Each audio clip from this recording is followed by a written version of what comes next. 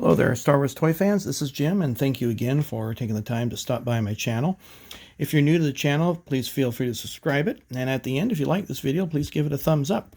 Today's video is a continuation of a series that I began many months ago, comparing the vintage line of Kenner Star Wars action figures to that produced by Hasbro, those that I have in my collection. And so today's focus are two of the main character droids from the whole Star Wars series, R2-D2 and C-3PO, those from The Empire Strikes Back. Kenner produced only one R2-D2 and one C-3PO in 1982. In fact, only one for that movie. And that was the R2-D2 with the Sensorscope, and then the C-3PO with removable limbs that came with the backpack. And you'll see a whole bunch of Chewbaccas there, and there's a reason for that, because he's integral with the C-3PO. So without further ado, let's go ahead and take a look at the R2-D2. So the R2-D2 with the Sensorscope is pretty much the same basic mold that Kenner produced back in 1978.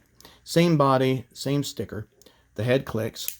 The only difference is that you have the Sensorscope here. That pops up. So it's got two little clicks, and then it can rotate around. And then you can just push it back down. Now, for whatever reason, the dome is really worn on that. And I'm not sure why. As 1982, I was 14.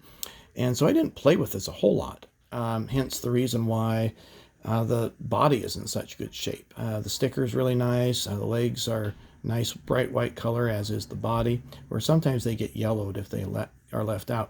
The only thing I can attribute this to is maybe because it was sitting inside the Darth Vader collector case. But then again, maybe that protected the color.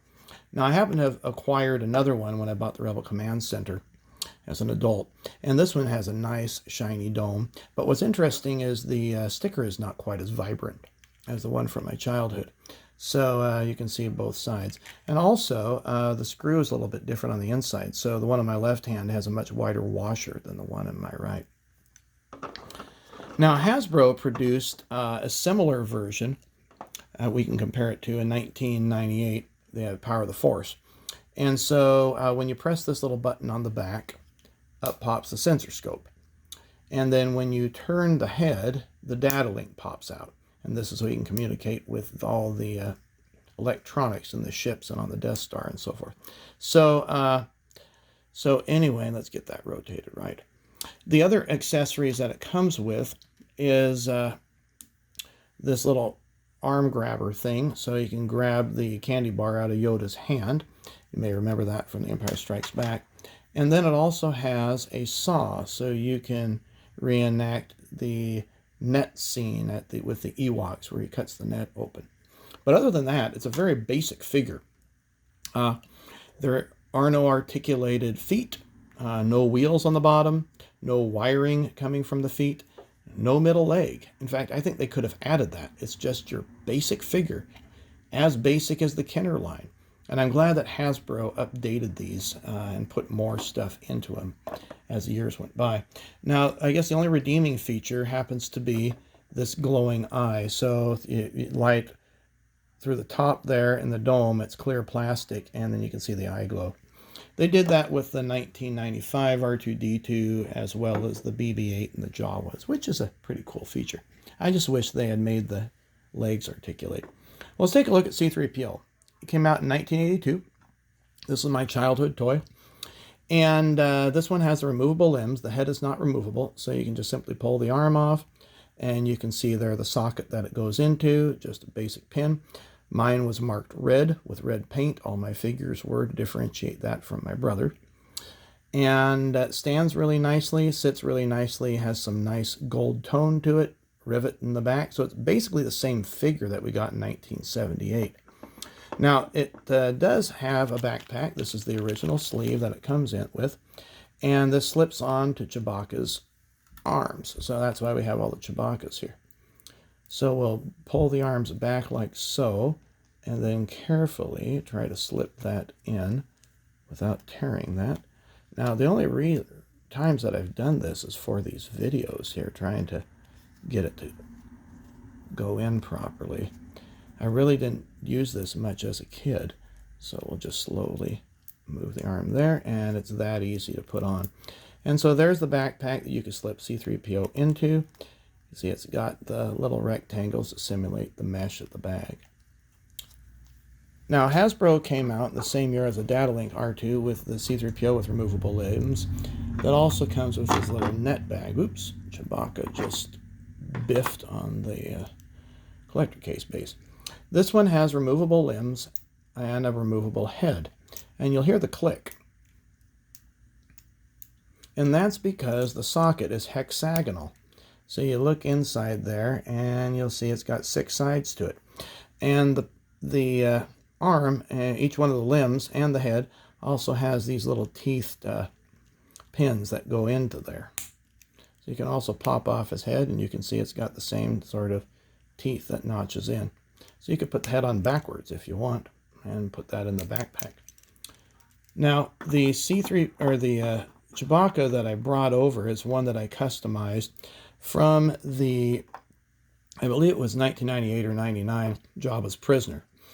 And I like this mold much better than the one that came out in 1995. Chewbacca did not look like the one on my left hand. He looked more like this. And so I decided to customize it at the time. And I cut off the chain and then filled this area in here with resin epoxy, and then used a dental tool and etched back in the fur and then repainted it. So I airbrushed it with a combination of dark brown and military brown, and then did some light brushing, dry brushing with some light and yellow and a little bit of black, and so that way it gives a little bit of shading to it as opposed to this grayish finish that I just really didn't like that color on that. So I think this is a little bit more better. Well, that's not really good English, is it? So let's see how this puts on. So it just slips on like so, and then you can put the C-3PO in there. Now the only other C-3PO with removable limbs that I have came out in 2002, and it came with this Chewbacca. Now this happens to be my son's figure, and he lost the net, so we'll use the net, but I think it's very similar to the one that I have. It came with my set. But here's the disappointing factor. Here's C-3PO. So you see this big chunk of plastic. There's the body, the legs, and the arms. Just all one, just that.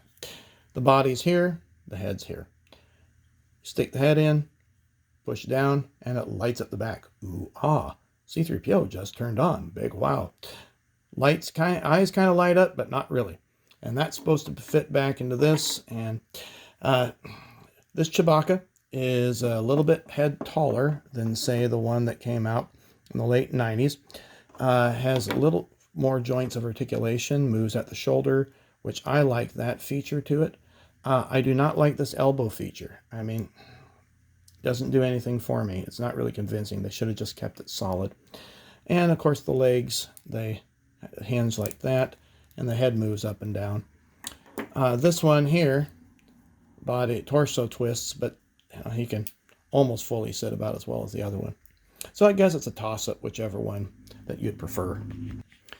Well, I hope you enjoyed the video. If you did, please give it a thumbs up, subscribe to the channel, and we'll see you at a future video where I will talk about the Cloud City. Take care.